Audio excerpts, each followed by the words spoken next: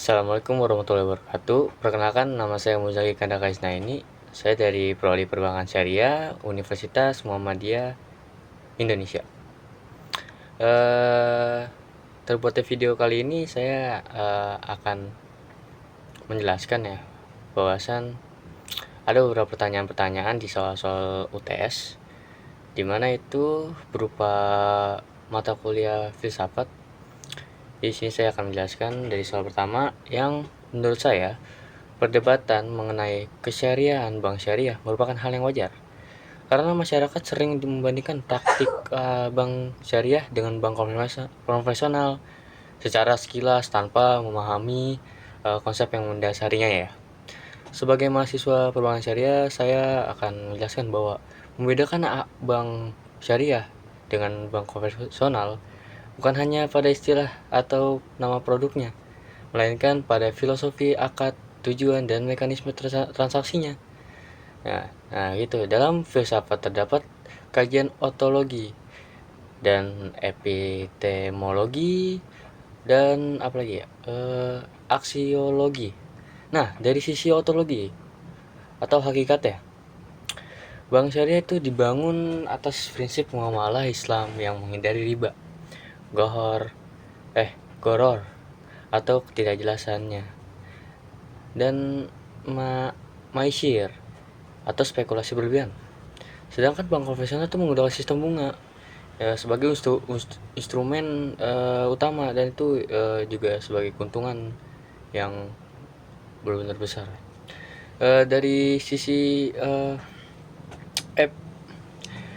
epistemologi atau sumber ilmunya, bank syariah tidak hanya bersumber dari teori ekonomi modern, tetapi juga dari Al-Quran, hadis, ijma, dan lain-lain lah, dan fatwa DSN MUI. Oleh karena itu, setiap produk yang dikeluarkan harus melalui kajian syariah terlebih dahulu.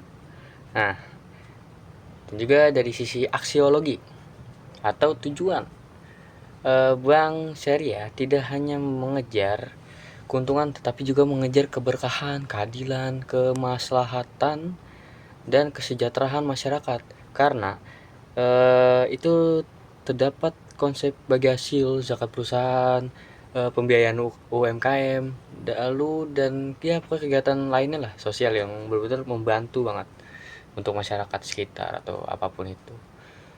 Ya memang dalam praktiknya masih terdapat kekurangan atau penyimpangan yang mungkin terjadi. Namun kekurangan pada pelaksanaan tidak otomatis membuat konsepnya salah. Semua atau bukan sama seperti ketika ada dokter yang melakukan kesalahan, maka yang salah adalah oknum dokter ya, bukan ilmu kedokterannya. Oleh karena itu, menurut saya penilaian terhadap bank syariah harus dilakukan secara objektif dan memahami akad dan mekanismenya secara menyeluruh, bukan hanya melihat kemiripan hasil akhirnya dengan bank konvensional tuh dimirip-miripin. Secara filosofi, bank syariah memiliki landasan nilai, tujuan, dan metode yang berbeda sehingga tetap memiliki identitas yang sangat kuat. Maksudnya identitas syariahnya tuh sangat kuat. Oke, kita lanjut yang nomor 2. Di sana pada intinya tuh mengapa filsafat penting dalam perbankan syariah? Ya, filsafat memiliki peran yang sangat penting dalam perbankan syariah karena sangat membantu untuk memahami alasan mendasar mengapa sistem ekonomi dibangun dan dijalankan. Ya, seringkali mahasiswa mempelajari produk, akad, dan aturan perbankan syariah, namun tanpa filsafat pemahaman tersebut hanya bersifat teknis dan tidak menyentuh makna yang lebih dalam. Filsafat mengajarkan cara berpikir logis, sistematis, dan mendalam. Dalam dunia perbankan syariah, kemampuan ini sangat dibutuhkan untuk menjawab berbagai persoalan ekonomi dan modern yang terus berkembang.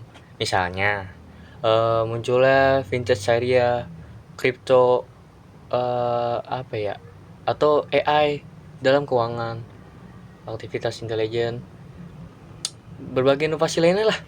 Semuanya itu membutuhkan analisis yang tidak hanya melihat aspek keuntungan ekonomi, tetapi juga aspek etika dan kesesuaian syariah.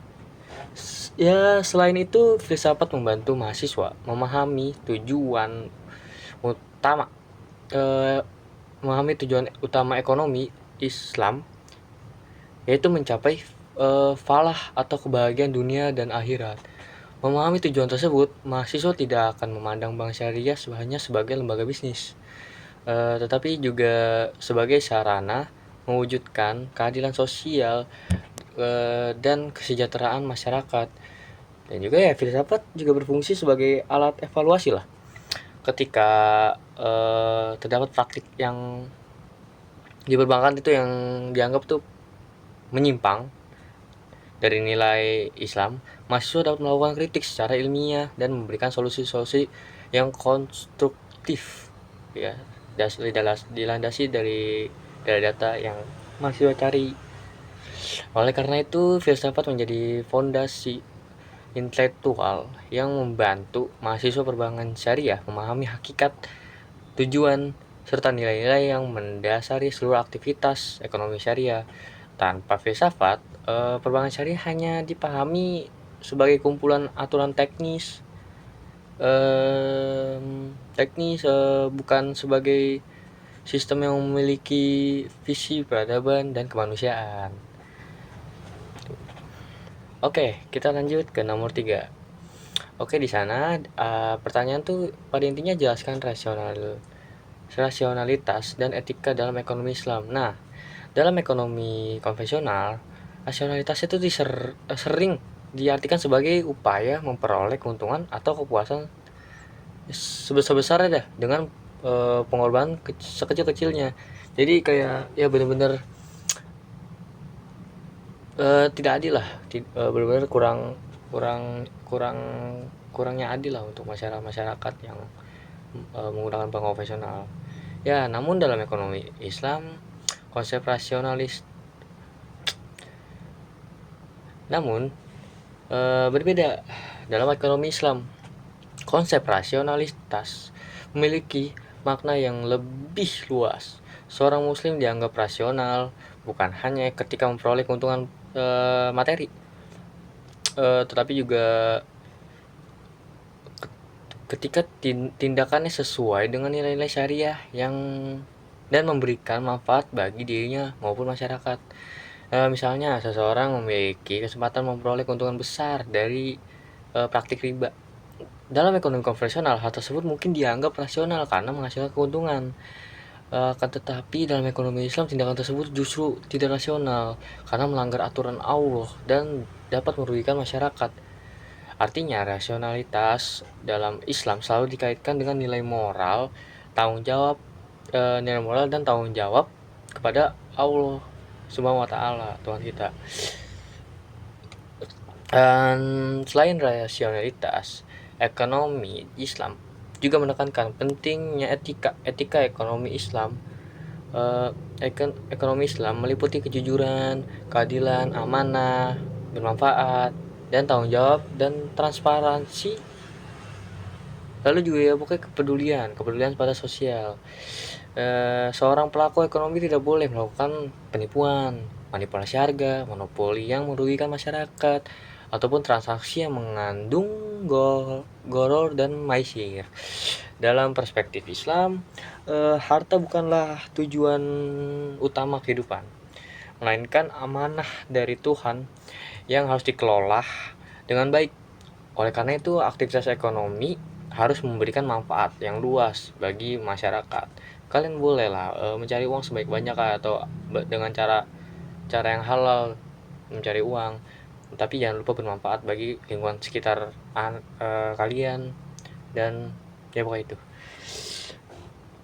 Oke, konsep zakat, infak, sedekah, nah itu yang tadi saya sebutkan merupakan contoh nyata bagaimana etika diterapkan dalam sistem ekonomi Islam. Tujuannya bukan hanya menciptakan pertumbuhan ekonomi, tetapi juga pemerataan kesejahteraan. Dengan demikian, rasionalitas dan etika dalam ekonomi Islam tidak dapat dipisahkan. Keputusan ekonomi yang rasional adalah keputusan yang menguntungkan sekaligus sesuai dengan nilai moral dan syariah Islam. Inilah yang menjadi pembeda utama antara ekonomi Islam dan ekonomi lainnya, maksudnya kayak ekonomi konvensional, bank konvensional seperti itu. Anjay. Oke, kita lanjut ke nomor 4. Di sana ada pertanyaannya, apakah ekonomi Islam harus condong ke positif ekonomi atau normatif ekonomi? Ya, inti pertanyaan seperti itu. Nah, dari menurut saya, ekonomi Islam tidak boleh hanya condong pada ekonomi positif ekonomi maupun normatif. Melainkan harus menggabungkan keduanya secara seimbang, karena menurut saya suatu keseimbangan itu ya itu sebenarnya yang dicari dari dunia ekonomi, keseimbangan negara kita dari ekonomi ya semua itu harus seimbang. Nah, India tuh positif ekonomi kan merupakan cabang ekonomi yang menjelaskan fakta dan realitas ya yang terjadi ya. Misalnya inflasi terjadi, bagaimana harga terbentuk, atau bagaimana perilaku konsumen di pasar. Sedangkan normatif ekonomi berbicara mengenai apa yang sebenarnya dilakukan berdasarkan nilai dan tujuan tertentu. Dalam konteks Islam, nilai tersebut bersumber dari Al-Quran dan hadis. Jika ekonomi Islam hanya menggabungkan pendekatan positif, maka ekonomi Islam hanya akan menjadi ya ilmu yang menjelaskan tuh fenomena tanpa memberikan arah moral. Sebaliknya, jika hanya mengundangkan pendekatan normatif, maka ekonomi Islam beresiko menjadi idealisme yang sulit diterapkan karena tidak mempertimbangkan kondisi nyata di lapangan. Karena itu, ekonomi Islam harus memadukan atau menyimbangkan keduanya.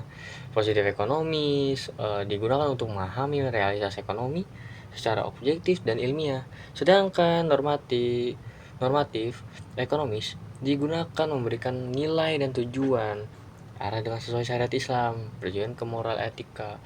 Ya, contohnya ketika kemiskinan meningkat, pendekatan positif ya, akan menganalisis penyebab kemiskinan berdasarkan data dan fakta, sedangkan pendekatan normatif akan memberikan solusi berdasarkan nilai keadilan, zakat, distribusi, kekayaan, dan tanggung jawab sosial dalam Islam. Dengan demikian, ekonomi Islam bukan sekedar ilmu yang menjelaskan apa yang terjadi, tetapi juga menawarkan bagaimana seharusnya sistem ekonomi dibangun agar tercipta ekonomi yang adil, kesejahteraan, dan kemaslahatan bagi seluruh masyarakat. Oleh karena itu, menurut saya ekonomi Islam merupakan perpaduan harmonis antara positif ekonomis dan normatif ekonomis yang saling melengkapi lah satu sama lain lah, benar-benar seimbang dan melengkapi. Oke, kita ke pertanyaan nomor 5 yang langsung intinya saja saya ke jawaban. Ini menurut saya ekonomi Islam itu tidak harus selalu bertentangan dengan ekonomi konvensional. Memang keduanya memiliki perbedaan dalam beberapa aspek yang benar-benar bedanya tuh sebenarnya bedanya tuh nggak terlalu jauh juga lah, namanya juga lembaga bisnis ya yang ya tetapi bukan berarti seluruh konsep dalam ekonomi konvensional harus ditolak oleh ekonomi Islam ya. Pertama, kita perlu memahami bahwa ekonomi pada dasarnya adalah ilmu pembelajaran bagaimana manusia mengelola sumber daya mereka yang terbatas ini untuk memenuhi kebutuhan hidup. Dalam hal ini, baik ekonomi Islam maupun ekonomi konvensional memiliki tujuan yang sama kok, yaitu menciptakan kesejahteraan, meningkatkan produktivitas, dan membantu masyarakat memenuhi kebutuhan ekonominya. Nah, perbedaan utamanya sebenarnya terletak pada landasan nilai yang digunakan. Ekonomi konvensional umumnya dibangun atas dasar rasionalitas manusia dan pertimbangan efisien ekonomi. Nah, sementara itu, ekonomi Islam selain mempertimbangkan rasionalitas juga menjadikan wahyu atau ya yaitu maksudnya landasan itu Al-Quran dan hadis sebagai sumber nilai dan pedoman dalam aktivitas ekonomi Islam. Nah, karena itu tidak semua konsep ekonomi konvensional bertentangan dengan Islam.